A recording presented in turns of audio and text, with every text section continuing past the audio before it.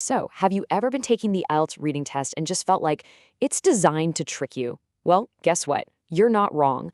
But here's the twist. The real fight isn't with the paper in front of you. Nope. It's actually happening inside your own brain. And today, we're going to crack that code. We're going to look at how your brain works under pressure so you can finally unlock that killer score you've been chasing. Okay, so picture this. You're deep into the IELTS reading test. The clock is ticking, loudly. The pressure? It's on. You're scanning a question, then the text, and suddenly, bam, you see it. The exact same word from the question right there in the passage. Oh, that feeling of relief, right? You think, yes, an easy point, and you circle that answer so fast. But hold on. What if I told you that feeling, that little moment of pew, is actually the biggest warning sign of them all? Yeah, it's literally a trap. And I'm not kidding, 9 times out of 10, that's exactly what it is. It's a psychological trick that the test makers put in there on purpose, designed to play on your natural instincts in a high-pressure situation. You didn't just find the easy answer, you took the bait. So the big question is, why do we fall for it almost every single time? All right, so the answer is all about the science of how we think. It's kind of like you have two different brains, two competing systems running the show inside your head, especially when you're stressed out. And trust me, understanding how these two work is the absolute first step to taking back control in that exam room. Okay, so first up, we have what we'll call System 1, or the panic brain.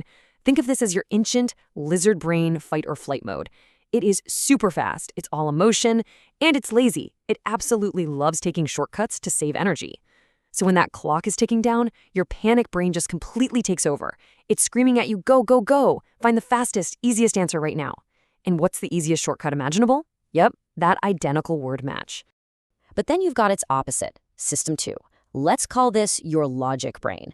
Now, this is your calm, cool, and collected detective. It's way slower, for sure. It's methodical. And it sees right through those cheap tricks like word matching. The logic brain doesn't care about matching words. It only cares about one thing, matching the meaning. And this right here is the part of your brain you have to wake up if you want to get into that Band-Aid or 9 territory.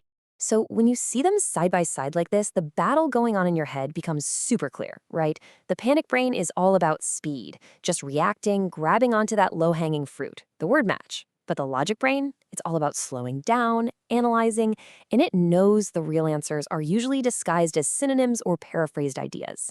The whole game, the entire secret to this test, is figuring out how to tell your panic brain to take a back seat so your logic brain can drive.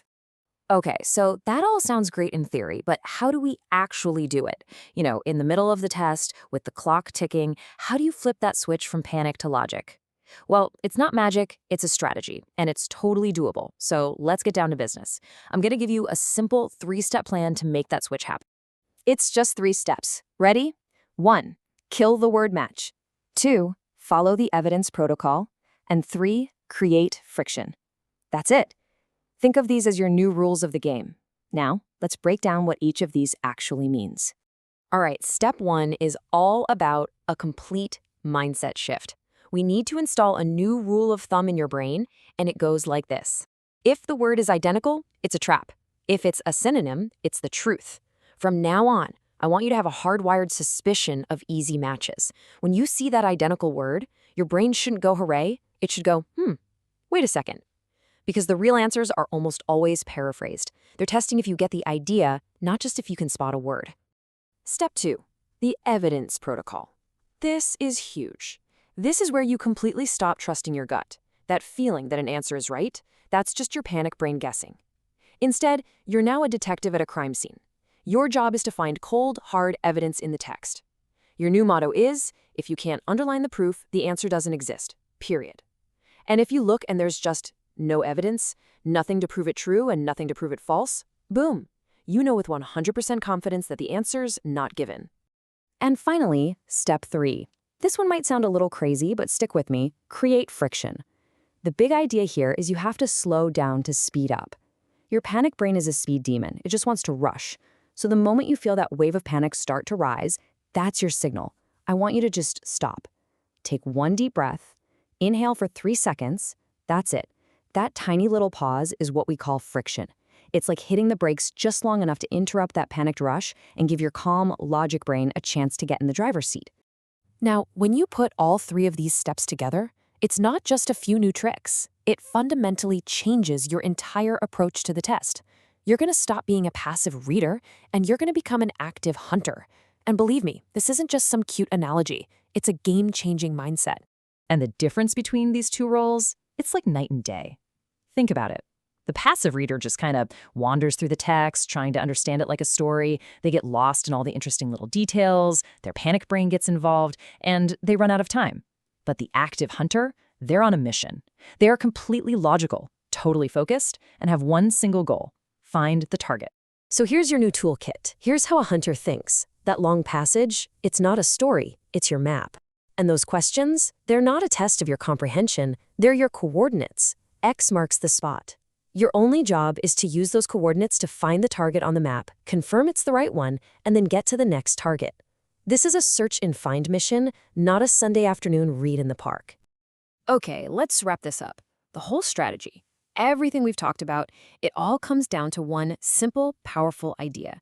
You have to stop reacting and start analyzing. At the end of the day, getting a high score on this test isn't really about how many big English words you know. It's about knowing yourself.